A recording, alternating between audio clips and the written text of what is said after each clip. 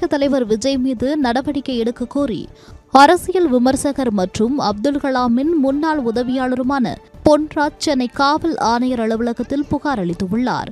தமிழக வெற்றி கழகத்தை சேர்ந்த பெண்கள் குறித்து இழிவாக பேசியதாக பொன்ராஜ் மீது தாவேக தலைவர் விஜய் டிஜிபி அலுவலகத்தில் புகார் அளித்தார். இதைத் தொடர்ந்து சென்னை காவல் ஆணையர் அலுவலகத்தில் பொன்ராஜ் புகார் ஒன்றை அளித்துள்ளார். அதில் தாவேக தலைவர் விஜய் மற்றும் கட்சியினர் சமூக ஊடகங்களில் மோசமான கலாச்சாரத்தை பரப்பும் நடத்தைகள் குறித்து சுட்டிக்காட்டி பேசியதாகவும், ஆனால் நான் சமூகத்தில் உள்ள அனைத்து பெண்களையும் அவதூறு செய்ததாக தாவேக திட்டமிட்டு தவறான தகவல் பரப்பப்பட்டு வருவதாக குறிப்பிட்டுள்ளார். இதையடுத்து விஜய், ஆதவ் அர்ஜுனா, நாஞ்சில் சம்பத் மற்றும் கட்சி நிர்வாகிகள் மீது உரிய நடவடிக்கை எடுக்க வேண்டும் என தெரிவித்துள்ளார்.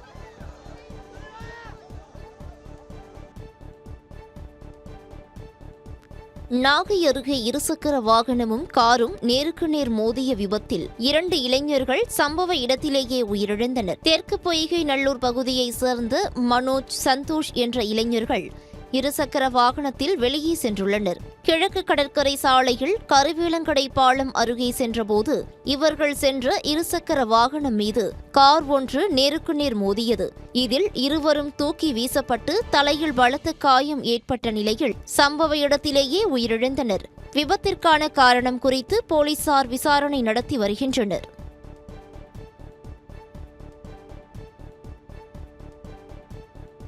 தூத்துக்குடி மாவட்டம் ஒட்டப்பிடாரம் அருகே காதல் பிரச்சினை தொடர்பாக பள்ளி மாணவன் உட்பட 2 பேரை போலீசார் கைது செய்தனர். ஒட்டப்பிடாரம் அருகே முருகன் கோவில் பகுதியில் அமைந்துள்ள தனியார் பள்ளியில் பயிலும் மாணவனை அதே பள்ளியைச் சேர்ந்த 2 மாணவிகள் காதலித்து வந்ததாக கூறப்படுகிறது. இவ்விவகாரம் தொடர்பாக இருவருக்கும் இடையே வாக்குவாதம் ஏற்பட்ட நிலையில் ஒட்டப்பிடாரத்தை சேர்ந்த மாணவியை பள்ளி மாணவன் மிரட்டியதாக தெரிகிறது.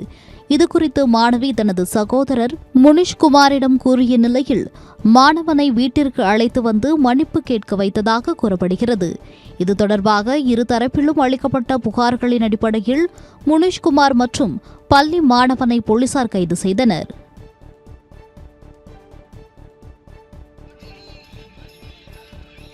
கடலூர் மாவட்டம் விருத்தாச்சலம் அருகே நூற்றாண்டை கடந்த அரசு தொடக்கப் பள்ளிக்கு முன்னாள் மாணவர்கள் சீர்வரிசை கொண்டு வந்து சிறப்பித்த நிகழ்வு நெகிழ்ச்சியை ஏற்படுத்தியுள்ளது. மேலக்குப்பம் கிராமத்தில் 1918ஆம் ஆண்டு ஆங்கிலேயர் காலத்தில் தொடங்கப்பட்ட ஊராட்சி ஒன்றிய தொடக்கப்பள்ளி அமைந்துள்ளது. நூற்றாண்டுகளை கடந்து கல்வித்துறை, மருத்துவத்துறை, சுகாதாரத்துறை என அனைத்து துறைகளிலும் மாணவர்களை உருவாக்கியுள்ள பள்ளிக்கு முன்னாள் மாணவர்கள் ஒன்றிணைந்து மேசை, நாட்காலி, கரும்பலகை உள்ளிட்ட பொருட்களை சீர்வரிசையாக கொண்டு வந்து ஒப்படைத்தனர். பின்னர் முன்னாள் மாணவர்கள் ஒன்றிணைந்து தங்களது பள்ளிக்கால நினைவுகளை பகிர்ந்து கொண்டனர்.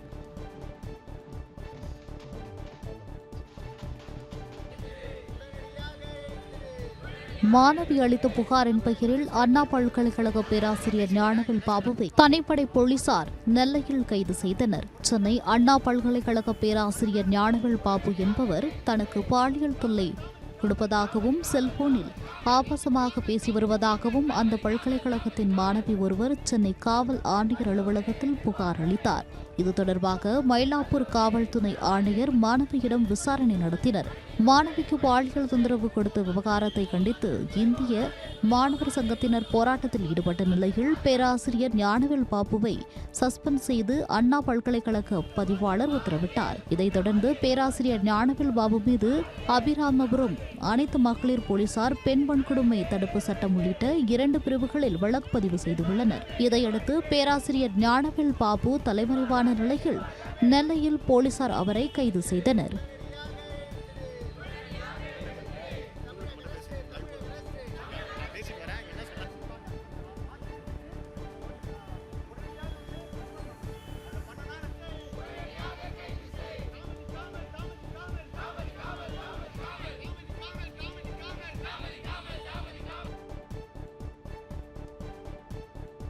பத்து சவரன் நகைகளை திருடிவிட்டு கெட்டப்பை மாற்ற மொட்டையடித்துக் கொண்டு சுற்றிய பழைய டெக்னிக் திருடனை போலீசார் சென்னையில் அதிரடியாக கைது செய்தனர். திண்டிவனத்தில் இருந்து ரயிலில் சென்ட்ரலுக்கு கடந்த 7ஆம் தேதி தனது தாயுடன் வந்த சசிகலா என்ற பெண் தனது பையில் 10 சவரன் நகையை வைத்துவிட்டு தூங்கிய நிலையில் மறுநாள் காலை பார்த்தபோது நகை காணாமல் போனது தெரியவந்தது. இதுகுறித்து அவர் அளித்த புகாரின் பெயரில் ரயில்வே போலீசார் 150க்கும் மேற்பட்ட சிசிடிவி காட்சிகளை கொண்டு நகை திருட்டில் ஈடுபட்ட நபரை தனிப்படை அமைத்து தேடிய நிலையில் சென்ட்ரல் ரயில் நிலையத்தில் இருந்து சென்றவரை அடையாளம் காண்பதில் சிரமம் இருந்தது. பின் அவர் அணிந்திருந்த சட்டையை கொண்டு தொடர்ந்து தேடியதில் அவர் தாம்பரம் சென்று பின் திருவண்ணாமலை சென்றது தெரியவந்தது. போலீசார் அங்கு சென்றபோது அவர் மீண்டும் சென்னை வந்து திருட்டில் ஈடுபட்டது தெரியவந்தது.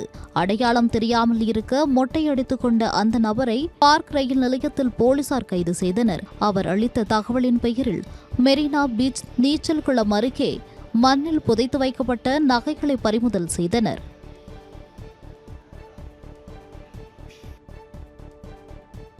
சென்னை சென்ட்ரல் ரயில் நிலையத்தில் உரிய ஆவணங்கள் இன்றி ஆந்திராவில் இருந்து கொண்டுவரப்பட்ட 574 கிராம் தங்க கட்டிகளை தேர்தல் பறக்கும் படையினர் பறிமுதல் செய்தனர். சென்னை சென்ட்ரல் ரயில் நிலையத்தில் தேர்தல் பறக்கும் படையினர் சோதனையில் ஈடுபட்டிருந்த நிலையில் ஆந்திராவை சேர்ந்த சதீஷ்குமார் என்பவரது கைப்பையை சந்தேகத்தின் பெயரில் சோதனை மேற்கொண்டனர். அப்போது அந்த பையில் 574 கிராம் தங்க கட்டிகள் இருப்பது தெரியவந்தது.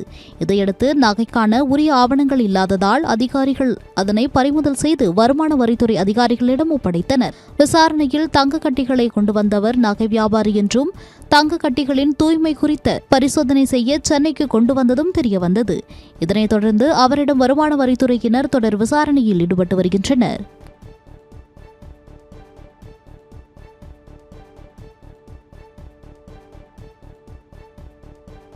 கோவையில் 142 கிராம் தங்கத்தை பெற்றுக்கொண்டு நகை செய்து கொடுக்காமல் மோசடியில் ஈடுபட்ட பாஜக நிர்வாகியை போலீசார் கைது செய்தனர். தங்க நகை செய்யும் தொழில் செய்து வரும் மனோகர் பாஜக இளைஞர் அணியில் உறுப்பினராக உள்ளார். இவர் கடந்த ஆண்டு கோவை கடைவீதியில் நகைக்கடை நடத்தி வரும் லட்சுமி நரசிம்ம ராஜூர் என்பவரை அணுகி தங்க நகைகள் செய்து கொடுப்பதாக கூறி 142 கிராம் தங்கத்தை வாங்கி சென்றதாக தெரிகிறது. ஆனால் தங்கத்தை திருப்பிக் கொடுக்காமல் ஏமாற்றியதால் அவர் மீது பெரிய கடைவீதி காவல் நிலையத்தில் புகார் அளிக்கப்பட்டுள்ளது. அதன் பேரில் மனோகரை கைது செய்த போலீசார் அவரை நீதிமன்றத்தில் ஆஜர்படுத்தப்பட்டு கோவை மத்திய சிறையில் அடைத்தனர்.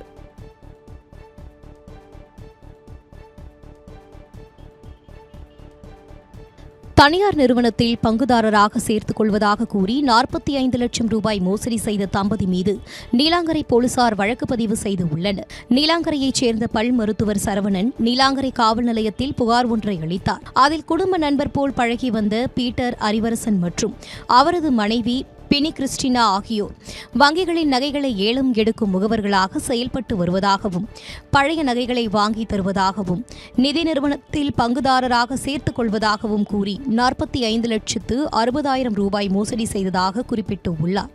அதன் அடிப்படையில் வழக்கு பதிவு செய்த போலீசார் தம்பதி மீது வழக்கு பதிவு செய்துள்ளனர்.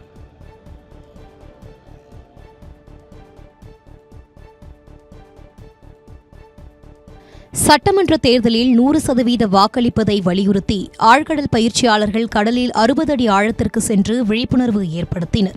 சட்டமன்ற தேர்தலில் 100% வாக்களிப்பதன் அவசியத்தை முன்னிறுத்தி தேர்தல் ஆணையம் பல்வேறு விழிப்புணர்வு நிகழ்ச்சிகளை நடத்தி வருகிறது. அதன் ஒரு பகுதியாக சென்னை ECR பகுதியில் உள்ள கடலில் 60 அடி ஆழத்தில் 6 ஆழ்கடல் பயிற்சியாளர்களை கொண்டு கடலில் வாக்களிப்பது போன்று விழிப்புணர்வு ஏற்படுத்தப்பட்டது. 100% வாக்களிப்பது நமது கடமை, வாருங்கள் வாக்களிப்போம், ஜனநாயகம் காப்போம் என்பதை வலியுறுத்தி இந்த நிகழ்ச்சி நடத்தப்பட்டது.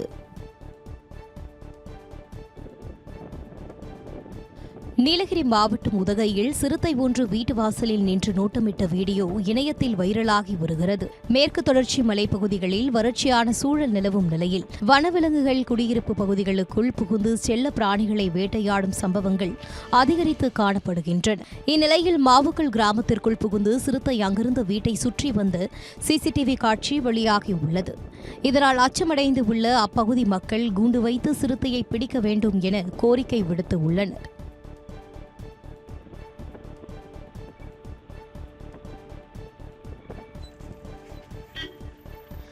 திருவள்ளூர் மாவட்டம் கிளாம்பாக்கம் அருகே லாரி மீது இருசக்கர வாகனம் மோதிய விபத்தில் இளைஞர்கள் 2 உயிரிழந்த சம்பவம் சோகத்தை ஏற்படுத்தியுள்ளது. கிளாம்பாக்கம் பகுதியைச் சேர்ந்த வெள்ளர்கள் பாலாஜி மற்றும் சஞ்சய் ஆகியோர் இருசக்கர வாகனத்தில் தண்டலம் நோக்கி சென்றனர். சாலை வளைவில் திரும்பிய போது எதிரே வந்த லாரி மீது இருசக்கர வாகனம் மோதி விபத்துக்குள்ளானது. இதில் தூக்கி வீசப்பட்ட பாலாஜி சம்பவ இடத்திலேயே பரிதாபமாக உயிரிழந்தார். படுகாயமடைந்த சஞ்சய் மாவட்ட அரசு மருத்துவமனையில் சிகிச்சை பலனின்றி உயிரிழந்தார். இதுகுறித்து வழக்கு பதிவு செய்த போக்குவரத்து புலனாய்வு போலீசார் கர்நாடக பதிவெண் கொண்ட லாரியை பறிமுதல் செய்து விசாரணை மேற்கொண்டு வருகின்றனர்.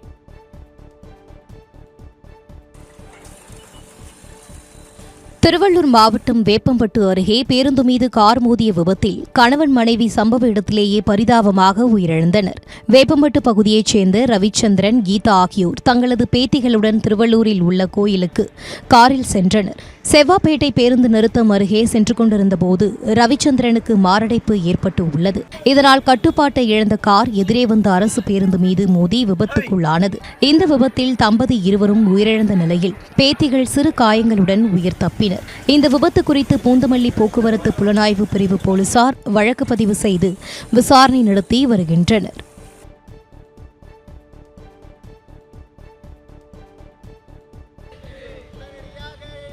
பாலியல் புகாரில் கைதான சென்னை அண்ணா பல்கலைக்கழக பேராசிரியர் ஞானவேல் பாபுவிடம் 2வது நாளாக தனிப்படை போலீசார் விசாரணை நடத்தி வருகின்றனர். பாலியல் தொல்லை கொடுத்து செல்போனில் ஆபாசமாக பேசியதாக அண்ணா பல்கலைக்கழக மாணவி ஒருவர் அளித்த புகாரில் பேராசிரியர் ஞானவேல் பாபு சஸ்பெண்ட் செய்யப்பட்டார். அவர் மீது பெண் வன்கொடுமை தடுப்புச் சட்டம் உள்ளிட்ட 2 பிரிவுகளில் வழக்கு பதிவு செய்யப்பட்டது. தலைமறைவாக இருந்த அவரை நெல்லையில் வைத்து தனிப்படை போலீசார் கைது செய்தனர். இதைத் தொடர்ந்து மேலும் 4 மாணவிகள் தங்களுக்கும் பாலியல் தொல்லை தந்ததாக பேராசிரியர் மீது போலீசாரிடம் புகார் அளித்தனர். இதனையடுத்து பேராசிரியரின் செல்போனை பறிமுதல் செய்த சைபர் ஆய்வகத்திற்கு உட்படுத்தி உள்ள போலீசார் 5 மாணவிகள் தவிர வேறு மாணவிகளுக்கு பேராசிரியர் பாலியல் தொல்லை அளித்தாரா என 2வது நாளாக விசாரணை நடத்தி வருகின்றனர். பேராசிரியை இன்று இரவுக்குள் சென்னை அழைத்து வந்து நீதிமன்றத்தில் ஆஜர்படுத்தவும் திட்டமிட்டு உள்ளனர்.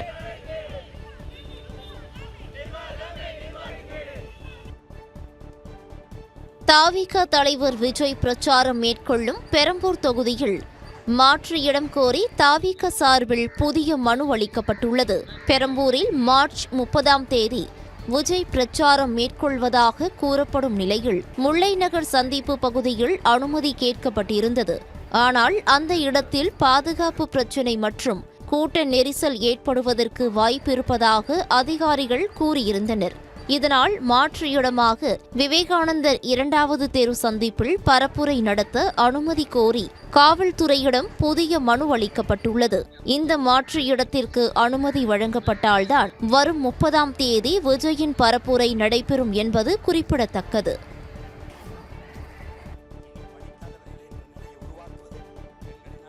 சீமானாக இருப்பது ரொம்ப ஈஸி, காசு கொடுக்க திமுக இருக்கு, சைட் டிஷ்ஷுக்கு திரள் நிதி என்று தாவிக விமர்சனம் செய்துள்ளது. தாவிகாவின் ஐடி விங் சமூக ஊடகத்தில் வெளியிட்ட பதிவு ஒன்றில் உண்மையில் சீமான் தான் பெஸ்ட் என்றும் கூட்டம் கூட்ட வேண்டிய அவசியமில்லை, அனுமதி மறுக்க மாட்டார்கள் என்று தெரிவிக்கப்பட்டுள்ளது. இதுதான் பேசணும்னு வரன்முறை இல்லை, இஷ்டத்துக்கு கதைவிடலாம் என்றும் கூறப்பட்டுள்ளது. கைத்தட்ட 4 தம்பிகள் இருப்பார்கள், பேருக்கு அரசியல்வாதி, பெருமைக்கு தமிழ் தேசியம், துட்டுக்கு கருணாநிதி குடும்பம் என்று சீமானை பற்றி தாவிக விமர்சித்துள்ளது.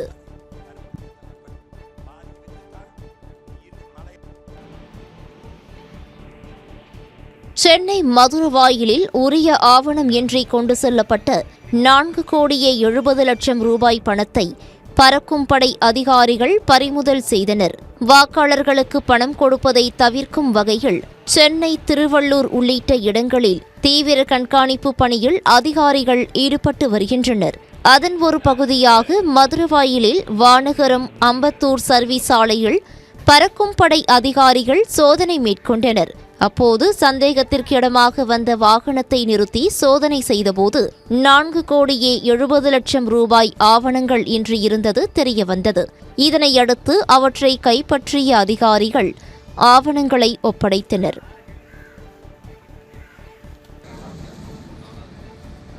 கிருஷ்ணகிரி மாவட்டம் பர்கூர் அருகே மண்கடத்தலை அதிகாரிகள் கண்டுகொள்ளாததால் நிலத்தடி நீர்மட்டம் சரிந்து உள்ளதாக மக்கள் குற்றம் சாட்டியுள்ளனர். பர்கூர் அடுத்த சொந்தாரப்பள்ளி மற்றும் அதன் சுற்றுவட்டார பகுதிகளில் கடந்த சில நாட்களாக உரிய அனுமதியின்றி மண் கடத்தப்படுவதாக புகார் எழுந்து உள்ளன.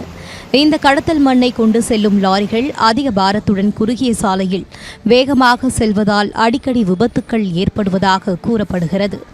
இதனை அதிகாரிகள் தடுத்து நிறுத்தாததால் நிலத்தடி நீர்மட்டம் வெகுவாக சரிந்து வருவதாகவும் பயிர்கள் கருகும் நிலை ஏற்பட்டுள்ளதாகவும் விவசாயிகள் வேதனை தெரிவிக்கின்றனர்.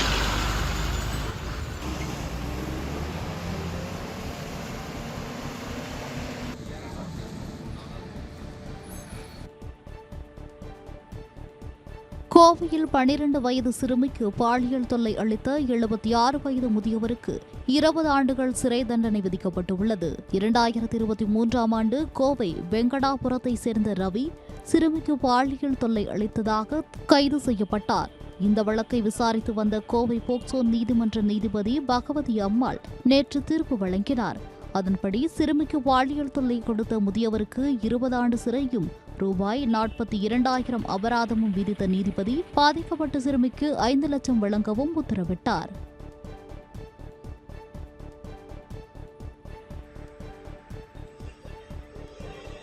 நீலகிரி மாவட்டம் கூடலூர் அருகே பெட்ரோல் நிலையத்தில் பணி செய்து கொண்டிருந்த பெண் மீது ஜீப் மோதிய சிசிடிவி காட்சியில் வெளியாகி அதிர்ச்சியை ஏற்படுத்தியுள்ளது.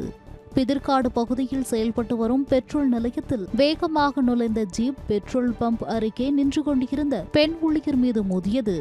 இதில் அந்த பெண் ஜீப்பில் சிக்கியவாறு சிறிது நேரம் செல்லப்பட்ட நிலையில் அங்கிருந்தவர்கள் ஓடிவந்து பெண்ணை மீட்டனர். ஜீப் மோதியதில் அந்த பெண்ணிற்கு கையில் எலும்பு முறிவு ஏற்பட்ட நிலையில் அருகில் உள்ள மருத்துவமனைக்கு சிகிச்சைக்காக அழைத்து செல்லப்பட்டார். போலீசார் நடத்திய விசாரணையில் பிரேக் பிடிப்பதற்கு பதிலாக ஆக்சிலேட்டரை பிடித்ததால் ஜீப் மோதியது தெரியவந்தது.